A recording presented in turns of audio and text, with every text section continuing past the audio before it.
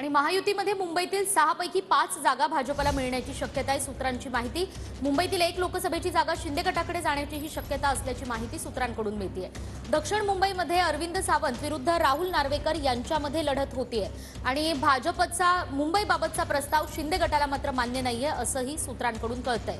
मुंबईतील जागांचा अंतिम निर्णय आता दिल्लीतच होणार आहे। आपण पुन्हा एकदा जाऊयात आपले प्रतिनिधी विनायक डावरुंग यांच्याकडे। विनायक, आताचे हे अपडेट्स आपण पाहतोय महत्त्वाचे, काय या संदर्भात अधिक माहिती?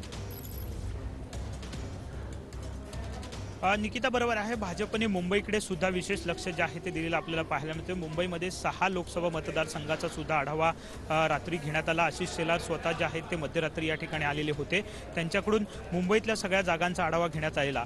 मुंबईमध्ये आपण जर पाहिलं तर 5-1चा फॉर्म्युला जो आहे तो होणार आहे अशी सध्या माहिती मिळते, परंतु शिंदे गटाला हा फॉर्म्युला जो आहे तो मान्य नाही आहे। आपण जर पाहिलं तर पूनम महाजन यांचा लोकसभा मतदारसंघ आणि गोपाल शेट्टी यांचा मतदारसंघ जो आहे या ठिकाणी सुद्धा एक वेगळा उमेदवार देण्याची चाचपणी जी आहे ते भाजपकडून सध्या सुरू असल्याची माहिती सध्या मिळते। त्यामुळे हे वेगवेगळे तर्कवितर्क जे आहेत ते सध्या समोर येताना आपल्याला पाहायला मिळतं। प्राथमिक ह्या सगळ्या चर्चा सुरू आहेत। मुंबईत विशेषतः आपण जर पाहिलं तर दक्षिण मुंबईची लढत जी आहे ती महत्त्वपूर्ण ठरणार आहे, त्याकडे सुद्धा भाजपने विशेष लक्ष दिलेलं आहे आणि मुंबईतल्या सुद्धा सगळ्या जागा कशा जिंकून आणता येतील असा प्रयत्न जो आहे तो भाजपचा असणार आहे आणि त्यासाठीच मुंबईतली सुद्धा सगळे आढावा जो आहे तो अमित शहानी घेतलेला आहे आणि कुठेतरी 5-1चा फॉर्म्युला जो आहे तो समोर येतोय, परंतु शिंदे गटाला हा फॉर्म्युला जो आहे तो मान्य नाही आहे, कारण शिंदे गटाला सुद्धा अधिकच्या जागा मुंबईत हव्या आहेत। गजानन कीर्तिकरांची प्रामुख्याने जी जागा आहे ती सुद्धा शिंदे गटाला हवी आहे, परंतु त्या ठिकाणी सुद्धा भाजप आपला दावा जो आहे तो